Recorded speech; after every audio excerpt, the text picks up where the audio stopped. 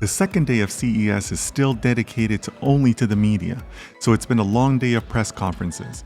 First up on the list was a press conference by LG. Now, you don't think of LG as being an AI company, but they certainly do have a lot of consumer products. So they are trying to introduce this notion not of artificial intelligence, but affectionate intelligence. They envision a world where all of the devices around you, your appliances, your car, your home, have some sort of artificial intelligence that holistically come together and make your life better in a variety of different ways. Now, as I said, they're not really an AI company, and they know this. They know that they don't have all of the services behind this. So today at CES, they introduced a new partnership with Microsoft in order to help them fill out some of those AI services. Now, I think we can kind of assume that that also implies their usage of OpenAI, since OpenAI and Microsoft are so intertwined together. So what will that mean for some of those LG products that are out there and how they're going to bring this affectionate intelligence to us? That kind of remains to be seen, but I'm interested.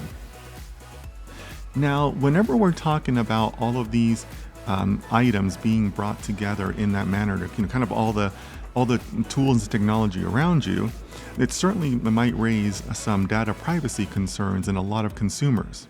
So in addition to all their announcements today, LG is also introducing what they are referring to as LG Shield, which is their own approach to a data protection, kind of a cybersecurity approach to all of the data and all of the connectivity that you're going to have with all of these items around you in affectionate intelligence. Personally, I'm a little concerned that LG might be overextending itself a little bit. They were talking about having some sort of implementation in your car, in your home. They were talking about modular homes. They were talking about really all kinds of things that quite frankly seem a little bit out of their purview. So I'm a little bit concerned by that usage or by that extension of their approach, but it may or may not be a good strategy. That time will tell on that one. Okay, wait, let me put on my hat for this one. John Deere was the second press conference on the list today, and I thought they had a fantastic presentation from a data science perspective. Now, I know, you usually don't think of a tractor company as being related to data science or even as having a lot of technology behind them. But I was really impressed by some of the technology that they're talking about, but also more impressed with their general approach to how they use their technology. So some background on that. In 2022, right here at CES, John Deere introduced their first generation of autonomous tractors. Now, I think they went about this the right way. They chose the most straightforward task that they could find on a farm, which is tilling the fields. And then they started with a simple approach with cameras and a straightforward model. In other words, they tried to tackle they tried to make their first foray into autonomy by tackling the smallest problems possible. That has had some success, but it's also had a couple of problems. For example, they use a camera-based approach that can also be very susceptible to the vibrations, and the cameras can lose their calibration because of vibrations. So now, at this show, they are introducing their second generation approach. This time, they're using 16 cameras, and the cameras are constantly self-calibrating so that they really don't lose those accurate readings that they need. So they've really taken their lessons since 2022 and have applied it to their current generation of products, and it seems like that has really given them a step forward. In fact, it's been such a step forward that they've decided to take on additional tasks. So the initial generation, the tilling tractor, is one task, but now they're going to introduce what they refer to as an orchard tractor. An orchard tractor takes care of those tree-based nut fields or things like that have kind of inherently different requirements. So there's more navigation, there tends to be more obstacles in an orchard versus a farm. There just tends to be a little bit more work needed than just going in a straight line like you might need for a tilling machine. So another thing that they also mentioned is that they've improved their models. So for example, they were talking about how now, because of autonomy, more of their tractors are working at night. Well, that created a problem because now at night, the lights from the tractors were attracting moths, and those moths would get in front of the camera and they would cause the models to kind of go a little bit haywire. So I can really appreciate how much growing and learning John Deere has done, basically an iterative process that we always talk about in order to help improve their models. So I really appreciate that about their presentation. They really seem to have some good methodology behind the scenes. Now, John Deere also has a construction division, and they're introducing a second autonomous vehicle today here at the show, where they are going to have a autonomous articulated dump truck, or ADT for short. Now, what's interesting there is they had to recognize that a construction site is completely different from a farming site. So I'm going to guess that they probably carried over some data from their previous model, but not a whole lot. There tends to be more roads on a construction site. The construction site has more traffic than a farm would. And also some of these vehicles and trucks on a construction site have to work in coordination with one another, as far as when a truck is picking up, when a truck is dumping off, so on and so forth. You don't have to worry about that on a farm. On a farm, it might just be one, maybe two tractors. They're kind of going in a straight line. So it's really quite a step forward from what they've done from a capability perspective. In addition to the fact that it's now a completely different landscape, a construction site that they had to train their model on. So I can really appreciate that John Deere has taken a measured approach to how they're implementing things, but also recognizing when they need to change models, when they need to adapt. You don't find it in a lot of companies, so my hat's off to John Deere for seemingly going about data science in the right way.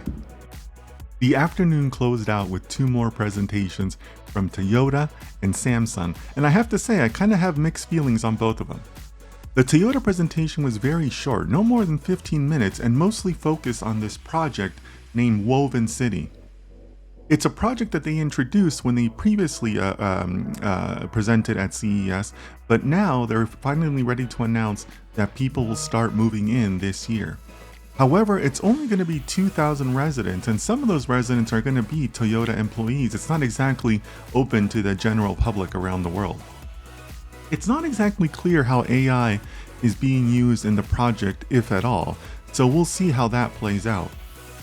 Now, really the only true mention of AI in the Toyota presentation is that Toyota Racing now has autonomous racing cars that can both speed and drift on a track on their own. While that does indeed sound very cool, it's all being done on a closed track, and it's at speeds that the average person probably would never reach in their lifetimes. So I'm not sure that there's really a good consumer application here. It's an A for effort from me, but I'm just not really sure where the greater consumer benefit is. But we might come back to Toyota in a little bit here. For Samsung, I have to be honest. I'm not much of a Samsung guy in terms of having a lot of their consumer goods. So it's very possible that I just didn't appreciate the presentation because of that. However, the entire presentation really just felt like a collection of words and concepts with the letters AI attached to it. There's Home AI, Edge AI, One UI, all these terms that kept on coming at you with really not a lot of details and nothing that really gave any insight into how AI was really being used. Said another way, I just thought that Samsung didn't really have a cohesive plan for how AI was going to be implemented. Now, having said that, Samsung is of course a large company, so I'm sure that they will pull it together in some way, but there wasn't really a lot of details into the how their usage of AI was really going to push them forward. Now, I also want to be fair by saying that when it comes to both Toyota and Samsung, the presentations were given by the global chairman, and my experience in working with top CEOs, chairmen, they're usually the least technical people in the company, right? So I'm sure that there's more technical details to come from other people within the company, but overall, the two presentations didn't really give a lot of assurance that AI was being used in a positive way. So we'll see what comes from both of these companies. I'll still keep tracking both of them. So let's reserve judgment until then. Finally, the day closed off with a keynote by Jensen Huang. What a great time. The logistics of the event were a little tough. It took me about 90 minutes to get through the line, and I got to the line pretty early. So that's something where I think that it required a lot of patience, but people got through it. And I know that there's people that waited a lot longer than I did, but it still made for a good presentation. It might have been worth it because Jensen Huang is a great speaker and much more technically knowledgeable than most CEOs that I have seen and that I have worked with. So it was quite a contrast to the presentations from Toyota and Samsung, where Jensen is clearly a very technically oriented CEO. He covered a lot of ground in the keynote, including some very attractive repricing of their current chipsets. So I encourage you to watch some of the archive copies of that keynote to get more details on those actual prices. Here's the top three things that I learned from the keynote. First of all, Nvidia Cosmos is being introduced as a foundational model for the physical world. It's a model that has been already trained on 20 million hours of human actions, and it can be used to teach robots and cars and other physical things around us how to operate and how to mimic human actions and human needs. So 20 million hours of video that's currently trained on. However, they have also open licensed it on GitHub. So obviously that growth of that model is going to increase. The foundational aspects of it are going to get wider. So very interesting announcement on their part as far as putting out this foundational model, not just for themselves, but for other people to work with it. They also announced a new partnership with Toyota. I told you we'd come back to them. So they are going to aid Toyota in their automated vehicle efforts. They're going to be using Nvidia's Thor Blackwell chipset to handle the connections between the GPU side, the processing side, the side that's making the decisions, to the physical aspects of the car as far as the managing the speeds and the braking and the direction and all of that. That Thor Blackwell chip is going to sit at the heart of the entire Toyota automated vehicle effort. So I'll be interested to see how that partnership develops. Toyota is taking quite a few steps forward here by engaging Nvidia in that way, because Toyota, again, may not have their own automated efforts that are headed towards a consumer direction, but maybe this partnership will put them back on track for that.